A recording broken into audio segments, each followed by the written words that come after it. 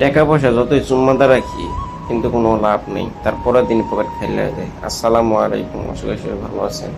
আর আজকের কাহিনীটা শুরু করি। এই যে একটা তাসাপ মারা দেখলেন শেষ, এই গাড়িটা ঢুকাইছি। এই গাড়িটা যখন আন্ডার আউট করতেছি ভাই, মনটা চাইছিল গাড়ি করে হালাই দিয়ে জায়গা, মানে কি পরিমাণ বাজে সিমেন্ট দিছে যা বলারও বাইরে।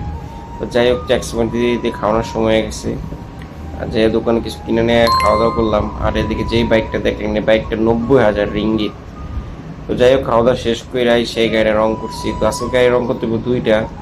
আর এদিকে আমাদের কুত্তা এসে আমার সাথে মিষ্টি মিষ্টি কথা কইতেছে। তো একটা রুটি কিনে আনছিলাম, এই তো বাঘ নিতে পড়ছে আরেকজন, তো ওরা দিলাম আর আমি খেলাম। তো এই গাড়িটা ঢুকাইছি, এই গাড়িটা রং করে বাসায় চলে যাবো। আর এদিকে এখন আমার বস কি মিষ্টি মিষ্টি কথা কয় আমার লগে। তো আমি পাত্তাই দিই না। আর পিনজাম দিল, এই পিনজামটা নিতে হাতে দেখছেন টাকা, এই যে রাত পর্যন্ত সকালেই শেষ।